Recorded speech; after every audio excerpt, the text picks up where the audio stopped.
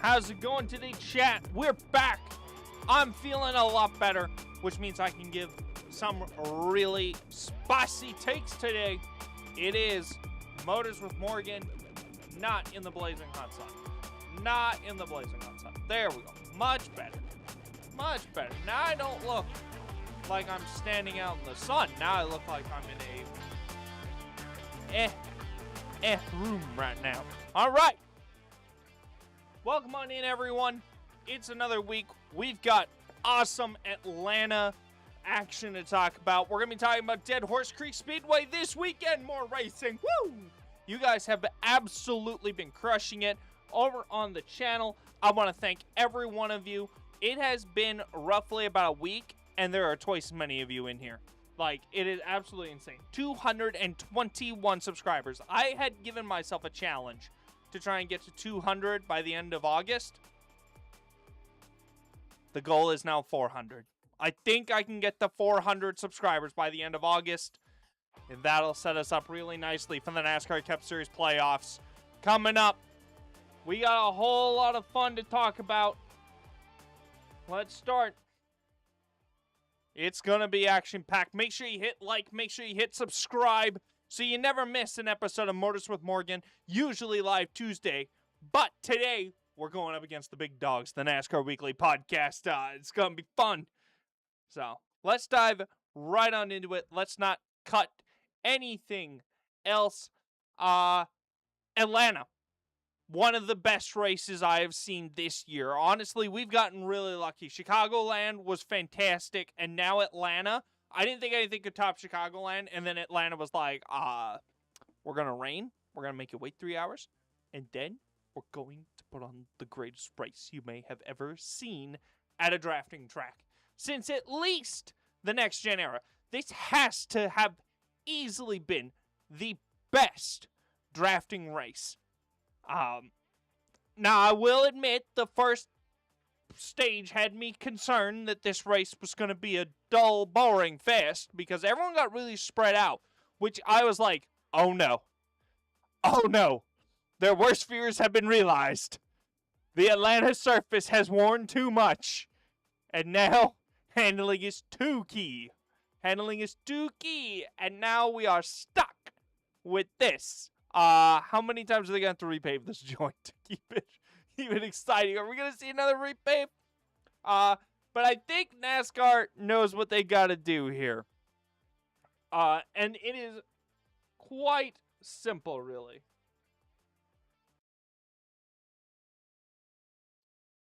Quite simply, sorry, the music was still playing in my ears. I could have sworn I shut this off.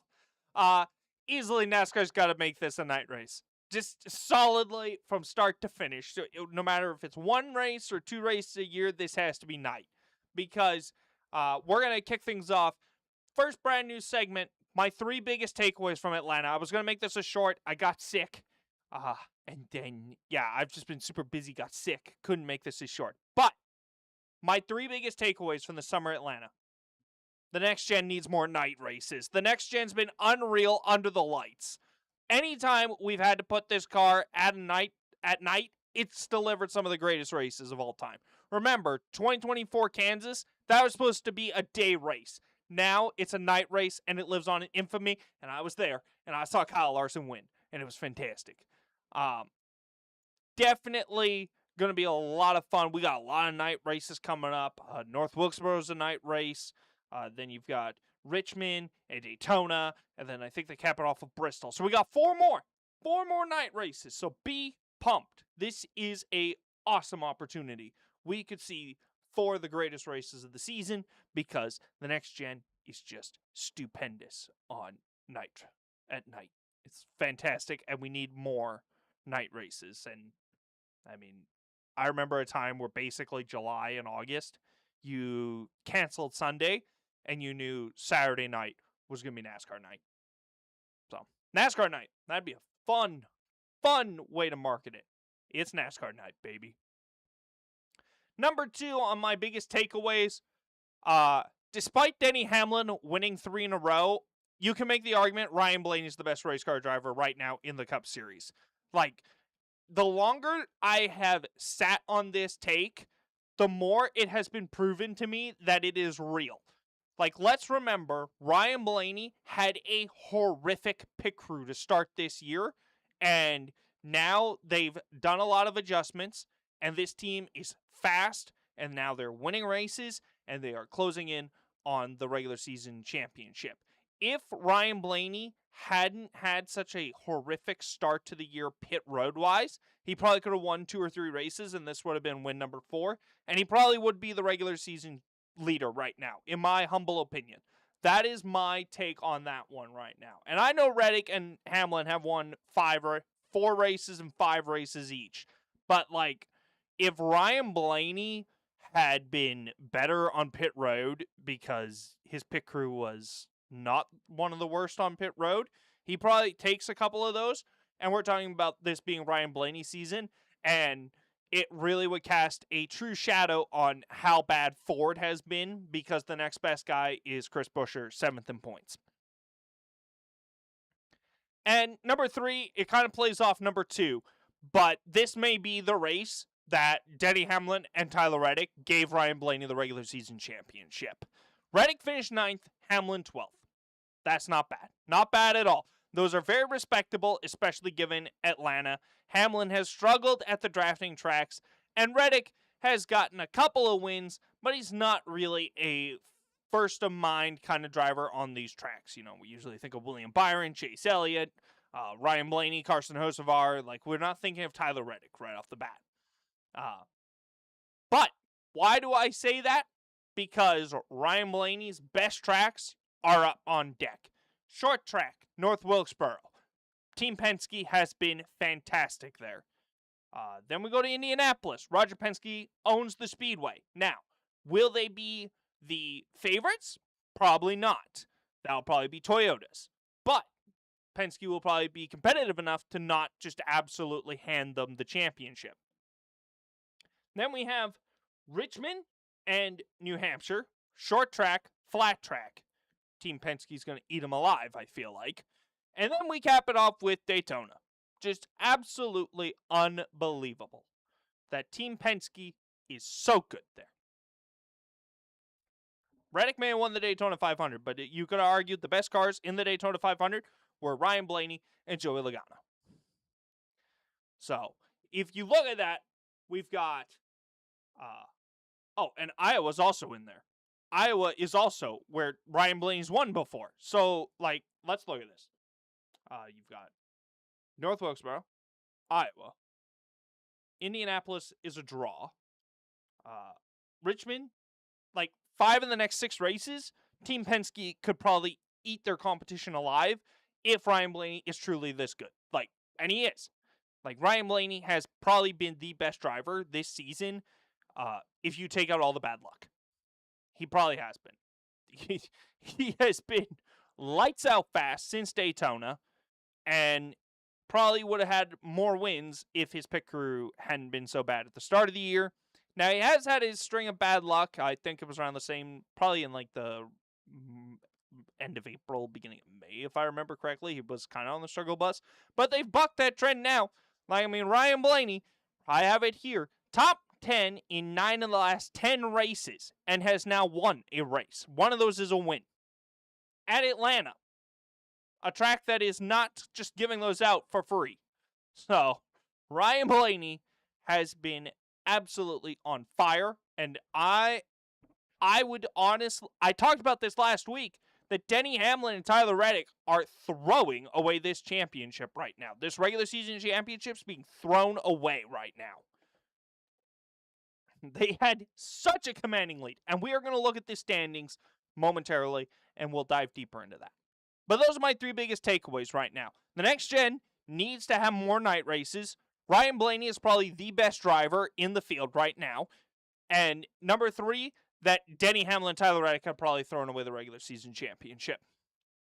So, let me know what your biggest takeaway is down in the comments. We're going to keep reading.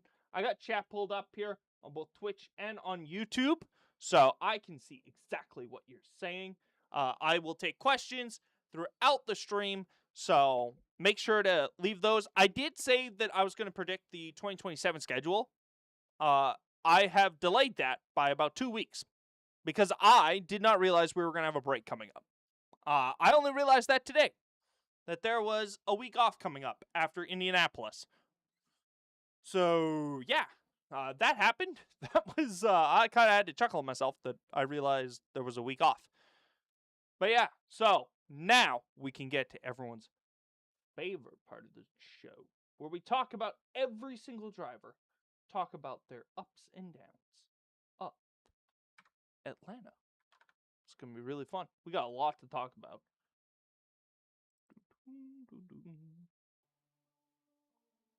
Nope. Oh, no, wait, this is it. This is the song. Really? Y'all know what time it is. It is time. Woo! Hang on. Whoa, what's wrong with me? There we go. Your results from Atlanta Motor Speedway, a.k.a. Echo Park Speedway. I'm going to keep calling it Atlanta because I have entered my boomer phase in life where I cannot adjust to new things. I'm kidding. Echo Park Speedway results for the Quaker State 400 available at Walmart. Ryan Blaney gets the win. It was a dominating one. Man, oh man, Ryan Blaney was so fast. I couldn't believe it. Team Penske is a whole game to play, but ultimately, Ryan Blaney had the best car. Even in traffic, when Ryan Blaney got stuck back in traffic, that's when we found out who had the best car, and it was the 12 car. Joey Logano and Austin Cindric, they were pretty good, but they really kind of struggled once they got in traffic. Logano never really got too far back, but ultimately, was not nearly as strong as his teammate, Ryan Blaney. Christopher Bell comes up runner-up once again. Man, oh man, Christopher Bell is a sneaky one right now for the championship. At this moment in time, currently, Ryan Blaney, Christopher Bell might be the championship contenders. Like, Bell has shown up at Charlotte, Nashville. He showed up at Chicagoland, and now he's shown up in Atlanta. There are a host of mile and a halves that are coming up in the chase. And if these two are going to keep doing what they're doing, Tyler Reddick and Denny Hamlin don't stand a chance right now. Momentum is real. The springtime is, like, we always see this every single year. Someone gets red hot. Then somebody else gets red hot. Then the summer comes, and we see this totally different shift of everyone else. Legacy Motor Club figures out what the car is supposed to do this time of year. It always changes, and we could go through another change come the chase, because that also happens many a time, that the chase ultimately does shake things up on who's going to contend and who is a pretender. Ty Gibbs is fourth, continuing to be strong. Man, oh man, Ty Gibbs. We don't talk about Ty Gibbs enough, or at least not on this show, but Ty Gibbs, shout out to him. This has been a complete 180. I was very concerned how this was going to start, and the music has stopped. That's unfortunate. Come on. There we go. Ty Gibbs has done a complete 180, and I am finally ready to say, Ty Gibbs is here. This is it. Finally. It took forever, it felt like, for Ty Gibbs. 2023, 2024, 2025. This guy was just floundering to mediocre. And last year, awful. This year, completely turned it around. And, you know, the fans are giving Joe Gibbs a lot of flack for putting Ty in the car. And whether it's right or wrong is not up for me to say. But, hey, right now, Joe Gibbs is laughing all the way to the bank. Ty Gibbs has a win. He has been consistently top 10 and a lot of top 5s this year. He's top 5 in the points. Ty Gibbs putting on a clinic. Eric Jones, though, baby. Let's go. Legacy Motor Club is here. I have been talking about this team. I said it.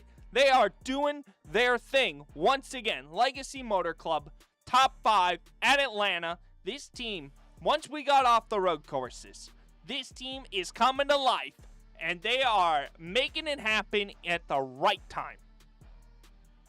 Eric Jones continuing to top 10 the field to death, and is going to get into the chase, I feel like. We'll look at the chase standings later on. SVG, who says he can only turn right? You know, SVG's skill set looks very odd from a macro stance because he's obviously the best driver on road courses right now, but he's also not that bad of a super speedway racer. And when NASCAR puts 6 of them now on the schedule, I mean, SVG's doing what he needs to do, and Daytona is still on deck. We'll see how he does. There's a lot of short tracks coming up. We'll see how he fares there. Austin Dillon, a nice surprise here in 7th. That guy started off well, kind of faded for most of the race, but showed up when the pay window opened. Tyler Reddick is 8th. This guy was challenging up inside the top 3 much of the day, but just lost it at the end. Joey Logano was also in the mix, but kind of faded there towards the end. Chris Buescher, there's another Ford there. 3 Fords inside the top 10.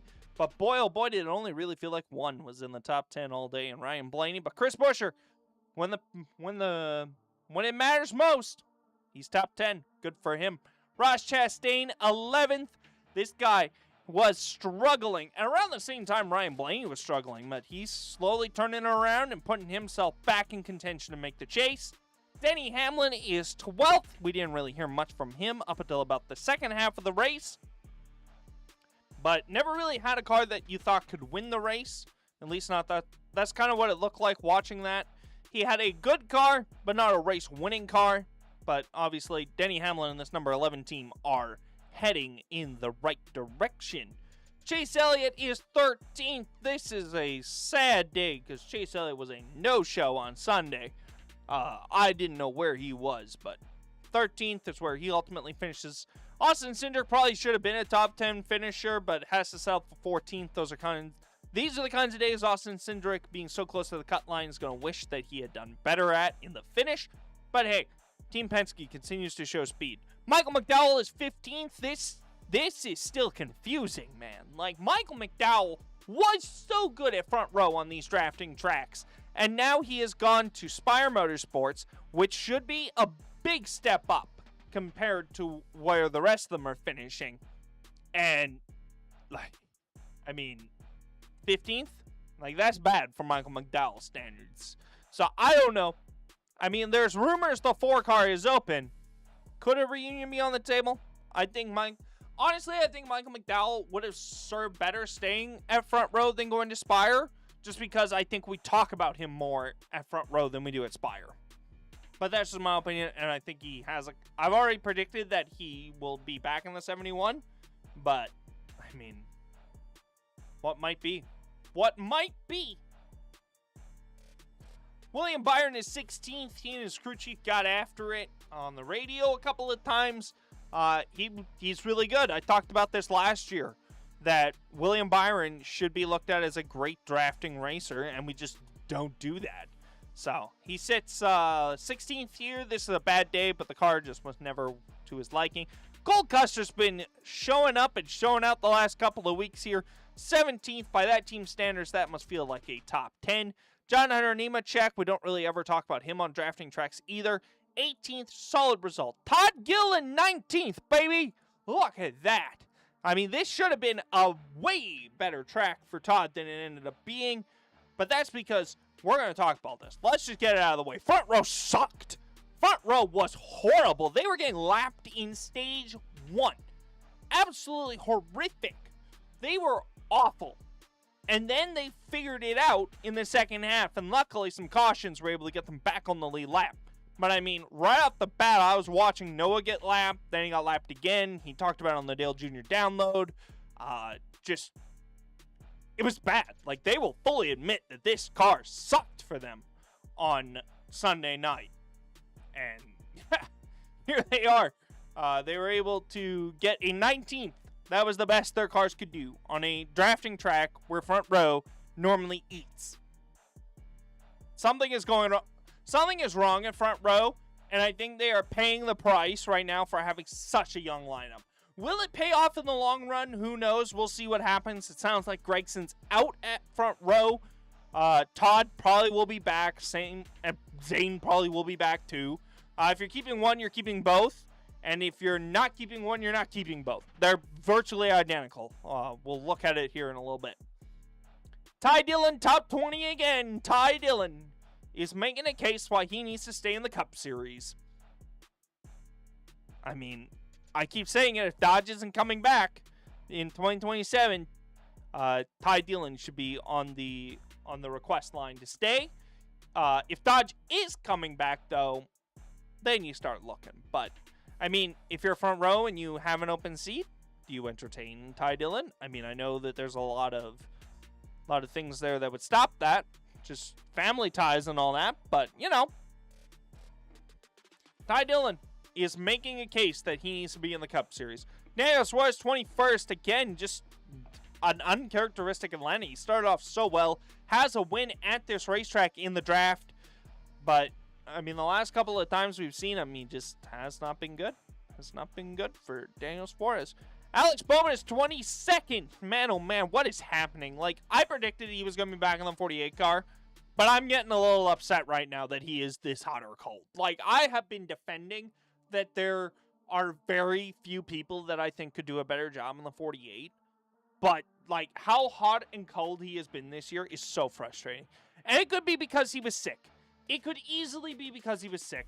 And he could come back next year and be lights out. And be fantastic.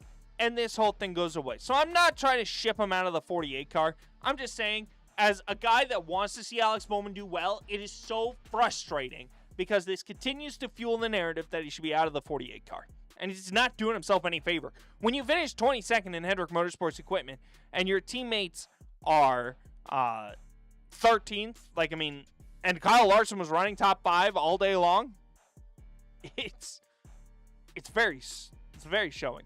Ricky Stenhouse is 23rd, man. Atlanta almost seems like a completely different drafting track, because you would think Ricky Stenhouse should be higher than 23rd on a drafting track. 24th is Ryan Preece. 25th is Josh Berry. Man, Josh Berry, once again, the lone outlier when it comes to Team Penske. This car is built in Team Penske's shop, and we have normally seen when they run well in Atlanta, so is Josh, but Josh was completely a non-factor. And I don't know if that's because he just simply is out, and so they're just like, screw you. We'll wait for Jesse, and we'll be fine again. But, I mean, yeah, it's very uncharacteristic for Josh to have been this bad. Brad Keselowski, 26th. This is what we're talking about. There's a whole host of Fords here. 24th, 25th, 26th, 27th. All Fords right here. Ford definitely struggled, and yet Ryan Blaney is the winner. Noah Gragson is 27th. He was 2 down at one point. Came back to finish on the lead lap. Good for him.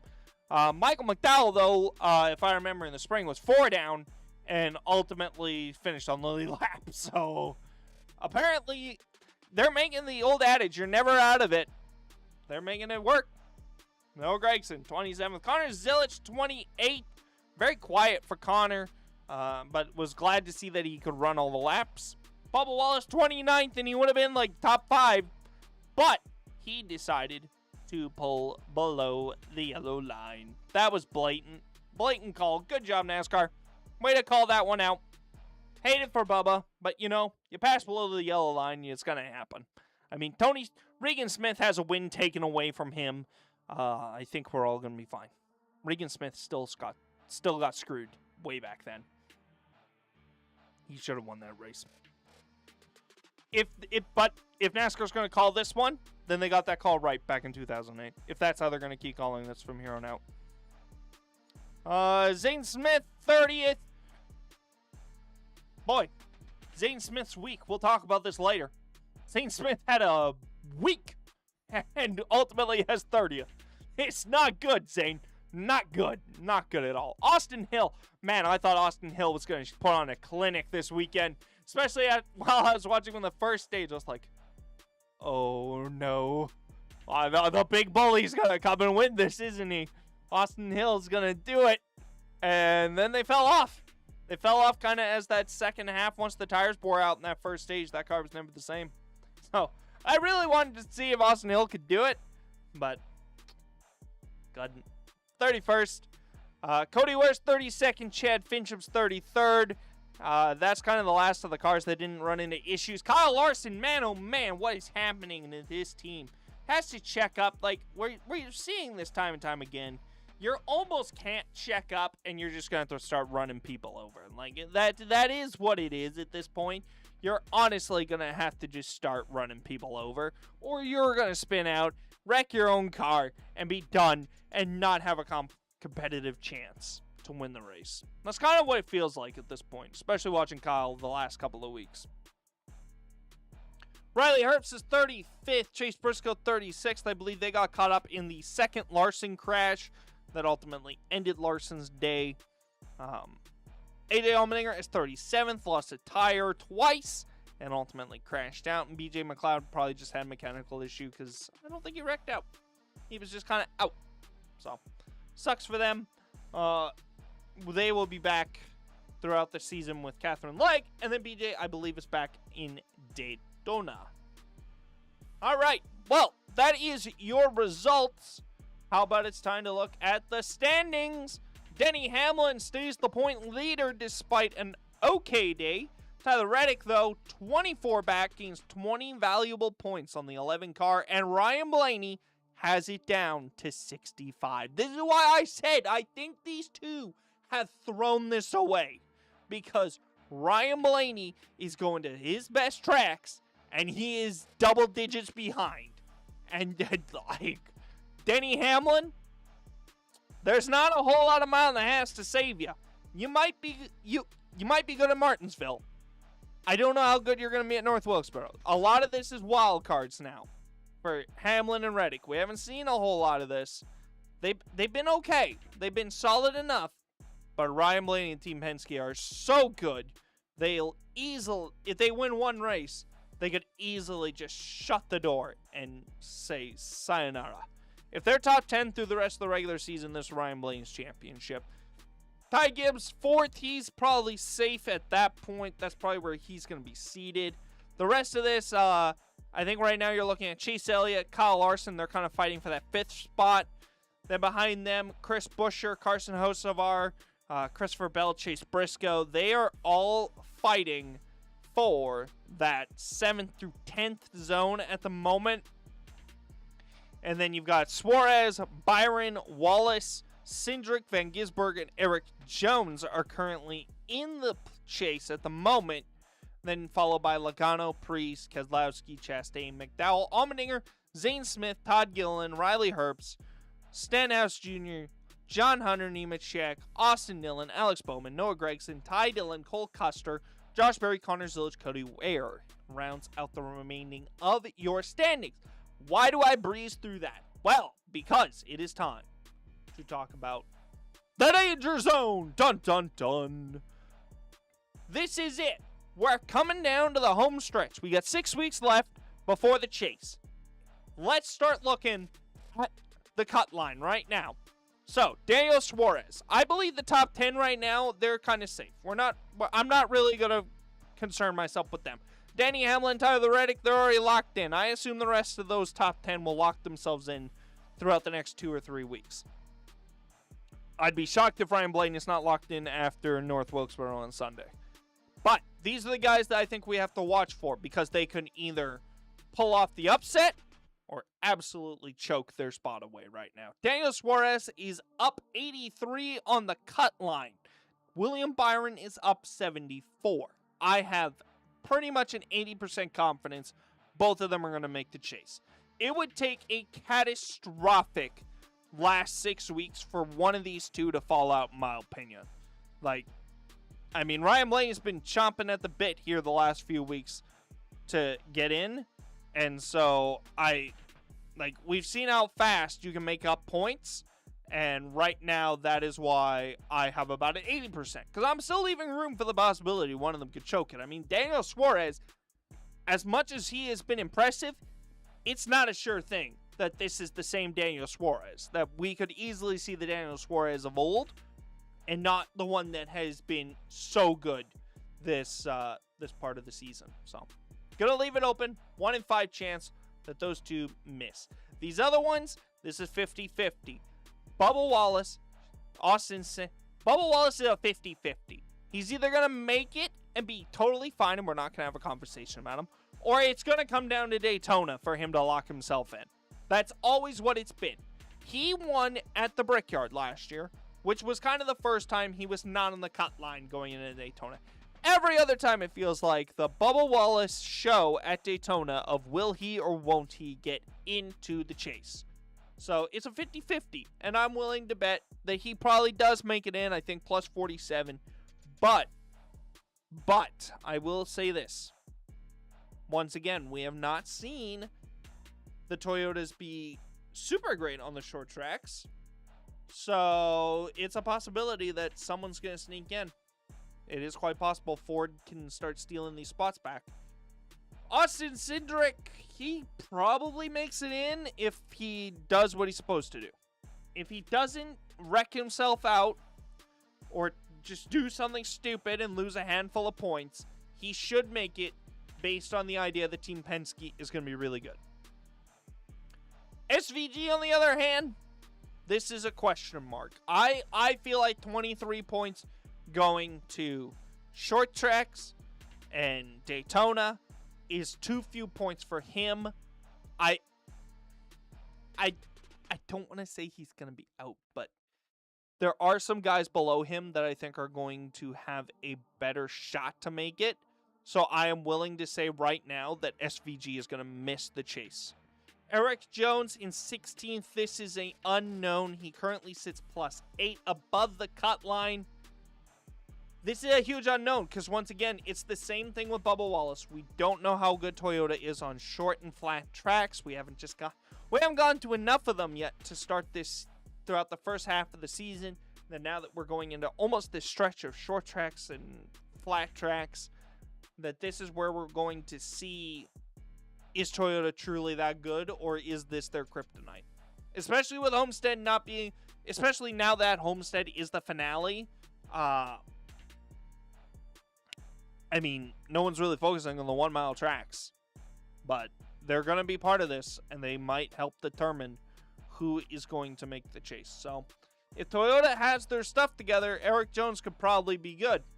But the last track that I feel really confident about is Indianapolis. After that, it's a complete unknown. Joey Logano, Ryan Preece. Logano, I think, could probably still sneak his way in. I mean, he's only 8 back, and we're going into Team Penske's wheelhouse. So I feel like Joey Logano could still make this. That's why I would say, right now, I would say that SVG misses. Joey Logano's in. Ryan Preece, I feel like, could be the one that takes Eric Jones out of this. He's only 26 back. And once again, he has grown up on the short tracks, the flat tracks, and modifieds all across the country. Ryan Preece is going to have a great time. He's going to have to really just not wipe out. If he doesn't get taken out, he should be fine. Brad Keselowski is 19th. This is kind of the Bubba Wallace one. He is 43 back. 50-50 shot, honestly, that he is going to make this. He's either going to do what RFK was able to do at the beginning of the year, where we were really giving him a lot of good things to be said about this team and what they were able to do. But, yeah, they're either going to be really good or they're going to be really bad. They don't have they're almost out of mulligans. If they have a bad week at any of the remaining tracks, it probably takes them out. Ross Chastain, 20th. It's basically the same thing. Like Ross, but we haven't seen Trackhouse be good. Trackhouse has not been good this year. And so I would very heavily doubt that Ross is going to make it. I think Ross's bad streak that got him down to like 26th in the points at one point, I think, was enough to seal him out of this chase. Now, he's still 45 back, and we know that people can make up these points. But, I mean, do we expect Trackhouse to go out there and light it up and have a winning race car? If you're asking me to pick a track that I think it could happen, it's either Indy or Daytona. I think all those big tracks, they have a chance, but I just don't see it on the short tracks. I think Ford is going to be too strong on the short track still to really let Ross get away from them. Michael McDowell is 21st. I predicted just before the halfway point of the season that all 3 Spire cars can make it. Michael McDowell's going to really make some magic happen on the short tracks. And he's going to have to make Indianapolis look like a road course, because that's really going to have to be it. And he's going to have to find his magic at Daytona again. He's got to figure this out. He's got to get back to the Mike McDowell front row, and he has his shot. At 47 back, I'm not doubting him. AJ Allmendinger, probably the last guy I'd say could still make the chase. I did put Zane and Todd on there. One, I am a huge Todd Gilliland fan that just cannot let him sit there and wallow in 24th in points. But also, I think those two still have a chance mathematically. So I feel like I owe them the respect of being there. Plus, it gives us a couple more people to talk about. Zane Smith, same thing. If they can figure out how to win, if they can figure out how to pull a Legacy Motor Club and show up on the short tracks, they've got a chance. They have a chance. 6 weeks left. 90 and 93 is not too crazy. But going back to AJ Allmendinger, I think he is the last guy that can realistically make it. Minus 50 back of the chase. This guy has been on the cut line all season long, despite not having support from Chevrolet. So, it'll be very interesting what happens these next 6 weeks. The Danger Zone is going to be coming back all throughout the rest of the run-up to the chase.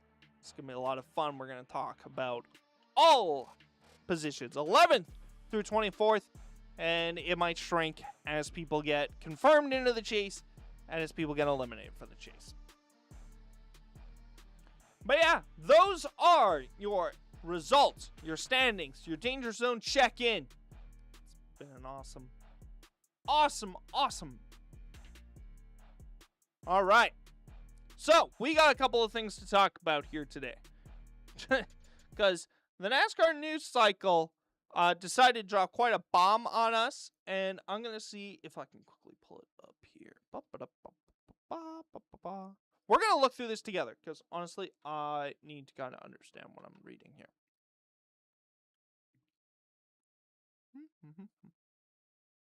So,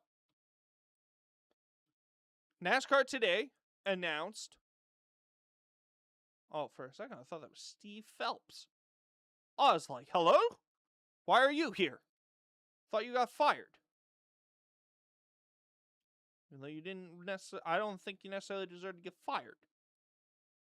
So, NASCAR announced for Daytona's season finale that they are going to be going to a different rules package to try and help eliminate fuel saving. Woohoo!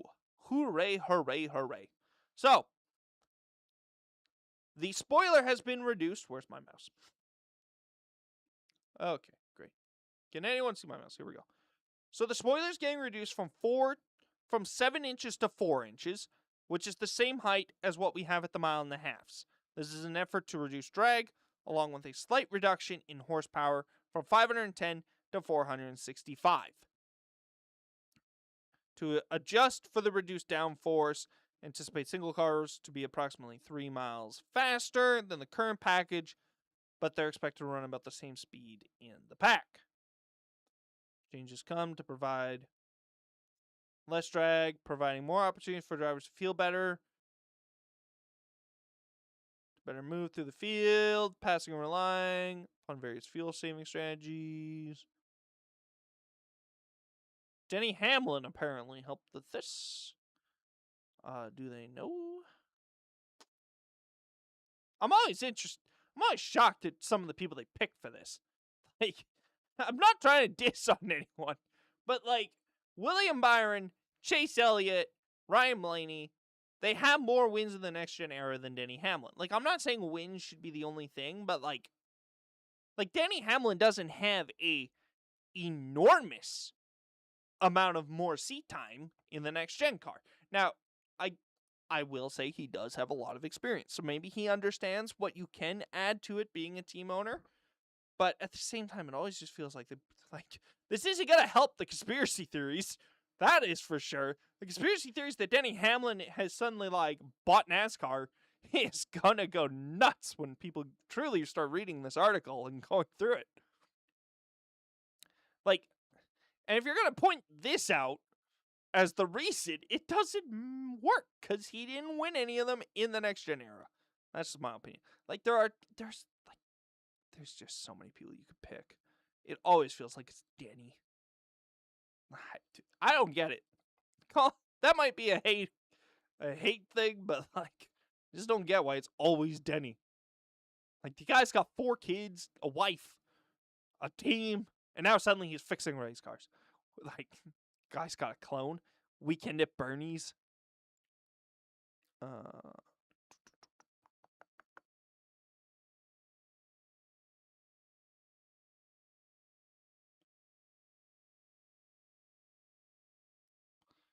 Trying to recreate, is Atlanta?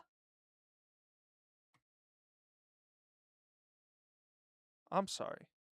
But you know what you had? I don't want to lose my mind. But I feel like, let's remember what we had, folks. We had something good.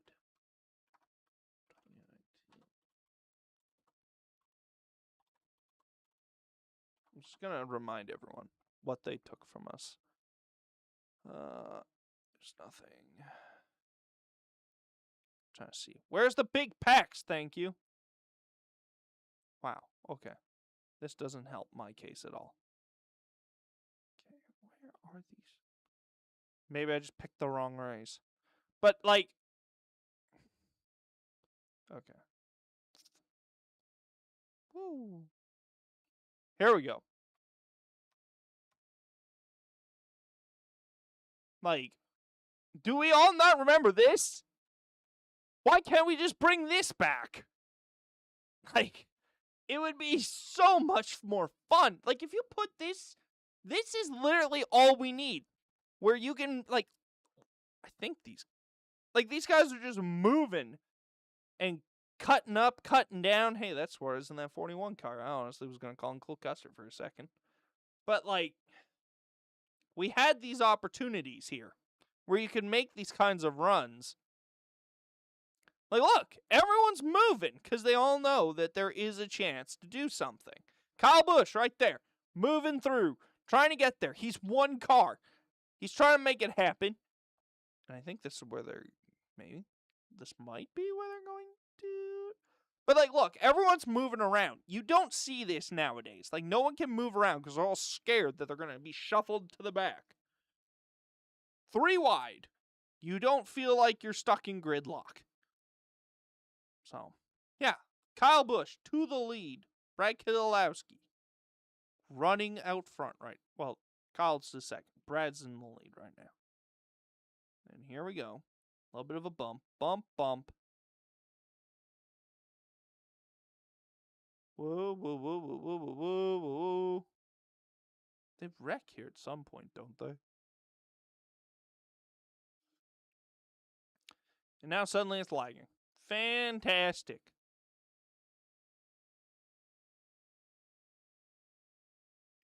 Up on the high side. But, like, yeah. Why can't we just have this? This was great. This whole racing package of, like, 2019 to 2021 was fantastic. But, like, the runs apparently were too big. Shame, shame, shame. Absolute shame. Now we go back so I can actually look at chat here again. Just so I have a way to see you.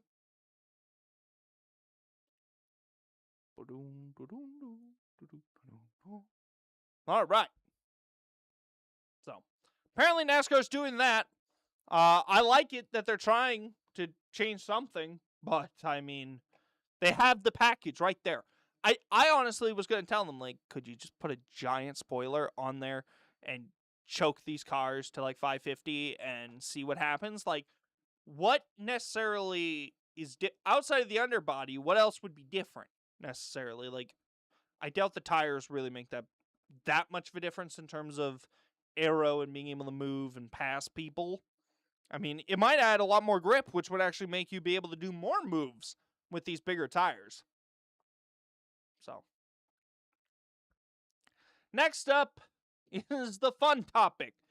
And I think we need music for this one because this is going to probably be a long one.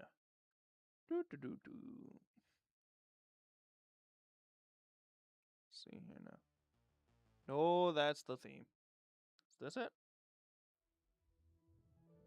Yeah, it is. Excellent. Alrighty. So, there's been one man in the news for quite a while, and I am really struggling to figure out why that is. Carson Hocevar has been at the forefront of NASCAR news pretty much since the podcast Racing with the Boys has started, and everyone has been able to dish their own feedback. Now, fantastic that Carson Hocevar is able to move the needle that much.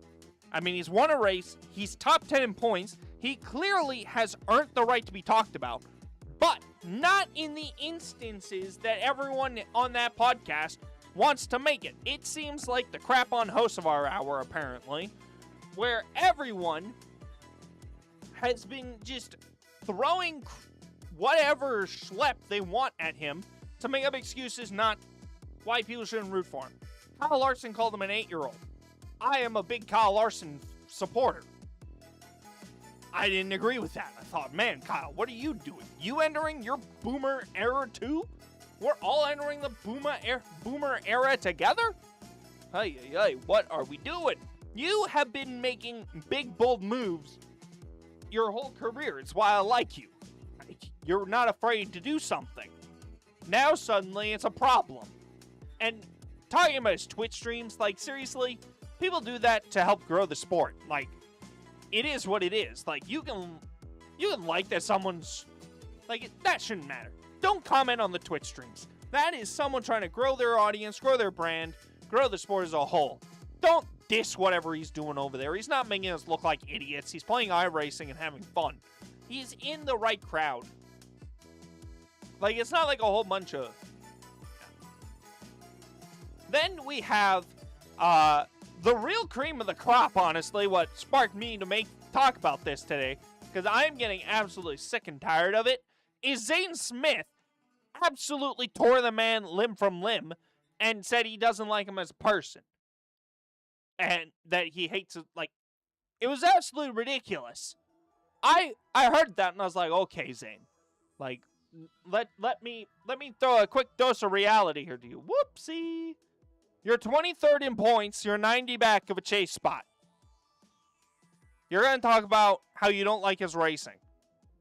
Well, newsflash to everyone out there. His racing has got him 8th in points. And he's probably going to be a championship contender. Suddenly, everyone else then in the woodwork decided to come out and start having their own moment. The pre-race shows have been talking about it. Everyone's like, oh, his racing is really entertaining and I love it. But I also hate it because it's ridiculous. And when will he learn to stop doing that? Pick a side of the fence, people. Don't sit on the fence. It's absolutely ridiculous. Like, I have, from people who I respect and absolutely adore, Jimmy Johnson. I get he was kind of trying to make a joke on his, or at least that's how I took it. And I could be just completely naive as a Jimmy fan. I thought his was kind of more joking, but it also still had that serious tone of, well, as a team owner, I hate what he's doing. But as a race car driver, I think it would be really cool. Like, again, stop sitting on the fence and pick a side. And now you have Kyle Petty being like, oh, he deserves criticism for all he does. Like, I'm sorry. Who did he wreck at Atlanta? Did he wreck anyone in Atlanta? No, absolutely not. He got himself out of the way when he had a flat tire. He ran back in 30th and hung around back for about 20, 30 laps before carving his way through the field and then ultimately finished third. And I think that's after, I think he was fourth before Bubba's penalty. But still, like, top 5. He finishes top 5 at Atlanta, doesn't wreck anyone, doesn't do anything, and yet puts on a clinic on how to pass at Atlanta. Just fantastic. And yet, it feels like every week, someone gets in front of a mic, and they can be asked, what's your favorite ice cream? And they'd be like, well, you want to know my thoughts on Carson Hocevar? I don't like that man. I think that man's too aggressive. I think that man probably sits and plays video games 24/7. Like, he doesn't work hard. I think he probably trips old women at the intersection on the street. Like, what's next? Like, people are just making up stuff at this point not to like about him. And then we have people continue to talk about Dale Earnhardt. He has told us he doesn't want us to talk about Dale Earnhardt when comparing him. Like, it's so frustrating to watch people try to pin the... It gives me the flashbacks of the Blame Ross movement where anything happens. Oh, lightning strike. Carson Hocevar struck the track with lightning. Like, we're just blaming him for everything because he is a pincushion because he's so chillax. But you know what? Carson Hocevar, being Carson Hocevar, took this in excellent stride. I love what he said on Twitch. When he called out, when someone asked him about Zane Smith and what he said and why he would say it, and Carson's response was, his t-shirt sales are probably down. Then he goes on social media, and I'll see if I can pull this up, because I thought this was a genius play by Carson Hocevar.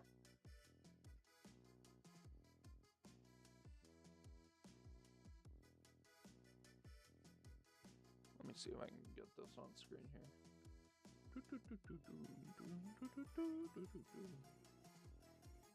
Oh, look at this. Giving away free t-shirts to the first 77 people that bring a different active driver's t-shirt to trade it for any shirt of ours. Starts at noon at the merch trailer.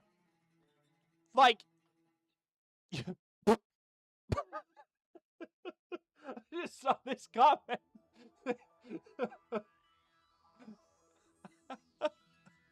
Like, look at this. No one else would have done this. Like, in the Jeff Gordon-Dale Earnhardt rivalry, I don't think this ever happened. I could be wrong. There was no social media back then, and I wasn't really alive or a NASCAR fan at that point. But, like, this is the kind of things that he's doing. He's like, okay, you want to drag me through the mud? That's fine. I'm just going to go out there and earn more fans by being myself, and he doesn't sling mud. Like, I get that some people out there might think he's slinging mud when he says his t-shirt sales are down, but, like, I mean, why else would Zane Smith have said what he said?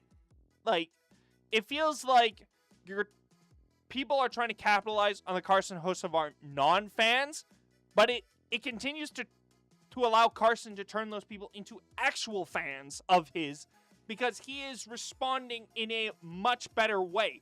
I wouldn't necessarily call him mature, because is any of this really mature to go out there on Twitch and say that your t-shirt sales are down, give me your shirt, let me take your shirts and I'll give you real ones? But it's more mature than what Zane Smith's doing by going out on a podcast and saying he hates Carson Hocevar.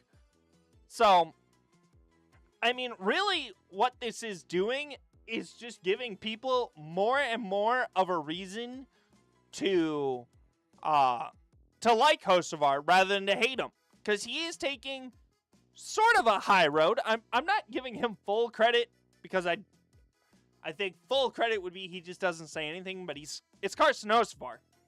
And I think it really put the cherry on top when he started singing right before overtime. He was just like, I got a song stuck in my head. Like, that is pure gold. Honestly, Carson Hocevar, if this guy is truly the talent that we think he is,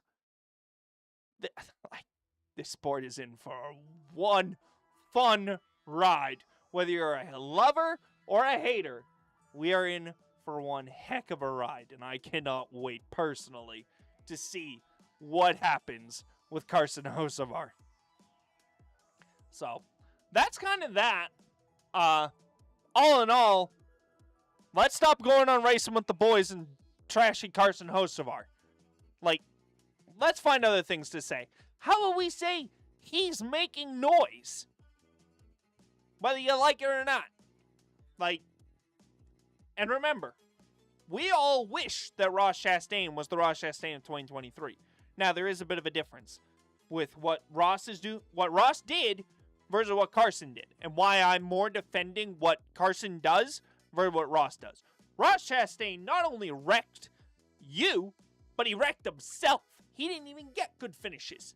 He wrecked, I think he took Brennan Poole out at Dover and absolutely piled him into Kyle Larson while they were running for like 25 laps into the race. Like, it was very early on at Dover they did that. Then on a late restart, he wrecks himself off the nose of the 5 again. And he has a couple of other instances. But the difference is Carson Hocevar hasn't really been taking anyone out recently. Like, yes, Christopher Bell at Atlanta the first time around. He took him out. Absolutely. He dumped Blaney at Atlanta last year in the spring. But, I mean, ultimately, he hasn't done much that I personally think is horrific. But to each their own. To each their own opinion on that one. Let me know what you think about Carson Hocevar down in the comment section below. You love him? You hate him? You think he's doing the right thing? You think Zane Smith's in the right?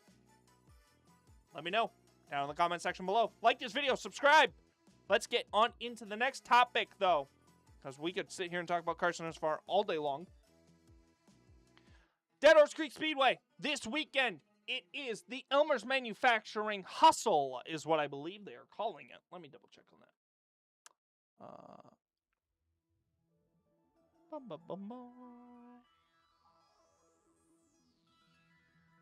Events. Elmer's Manufacturing Hallmaster Hustle is this weekend. That's the correct name for it. So, I'm going to be there. I'm going to be calling the races. So, you guys have been just showing a crazy amount of support for those videos. And I cannot say thank you enough for what you guys have done. We went from just a little over 140 subscribers to now... hang on, let me pull this up. To now 221. Unreal. Absolutely unreal. I have nearly doubled. And it is all because you guys have been showing support on the Dead Horse Creek Speedway races. My goal with this was to try and help promote the track, because I think that this track deserves promotion and to be seen by more people. And they've done awesome things, like this ride-along that I got to do a couple weeks ago that I posted about. But yeah, they have the Dead Horse stock class is coming back. The trucks are there. Let me pull up let's add the website here. So, we've got the gates opening at 5 p.m. if you're in the area. Slingshot Heat at 6:45. Opening ceremonies initial green flag is at 7 o'clock. Let me try and see if I can get... Let's see. So, we got slingshots. That's like kids in little sprint cars, basically, is what I could best describe a slingshot. Then we got our Plett Brothers Corporation Dead Horse stocks. That's a pure stock or just your simple race car. Then we have super trucks. We've got Midwest Modifieds or B Modifieds. Then we have our A Modifieds or just regular dirt Modifieds, followed by our dirt late models. So, we're halfway home. We just passed the halfway point of our season. And then, of course, August 7th and 8th will be what is now going to be rebranded as the Bobcat Battle at the Creek. So that'll be fun. And then, of course, they'll end it on August 28th and 29th. I will be at pretty much 5 out of these last 6 dates. So you guys can come on over, say hi to me. I will be very appreciative. I will, if you tell me you're subscribed, I will thank you dearly, because none of this is possible without you guys. Like, I do not get to this point and get to do all this cool stuff without you guys supporting me. So, thank you all very much.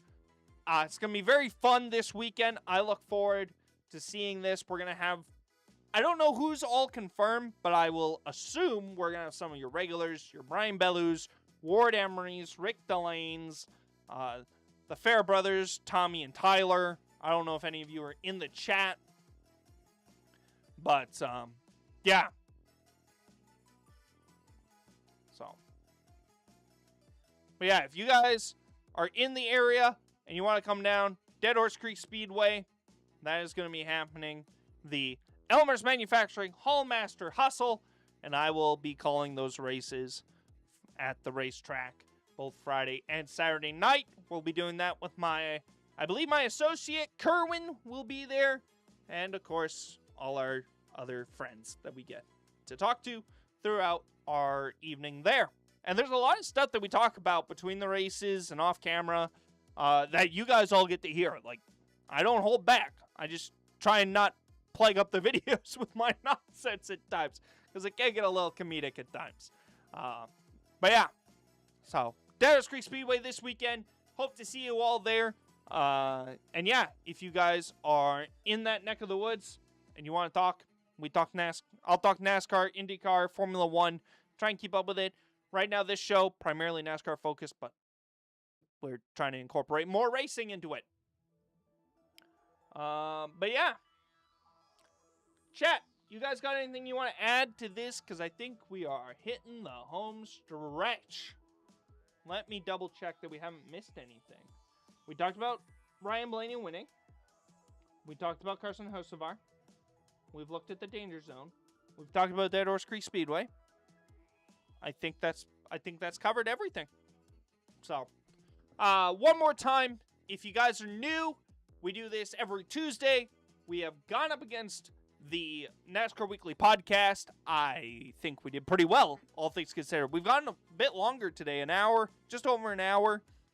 We're here every Tuesday, live on YouTube. We do run a Twitch stream as well. Don't really promote that a ton, but you can check out my Twitch right down there, right underneath the YouTube and just above the Facebook. If you guys want, you can check out my Facebook page. I post as much as I can there. But yeah, thank you guys.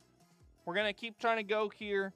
If Twitch has nothing else, if chat has nothing else to add, then I think we're going to call it for the night. We got North Wilkesboro coming up. My 3 drivers that I think can win North Wilkesboro is coming out Friday.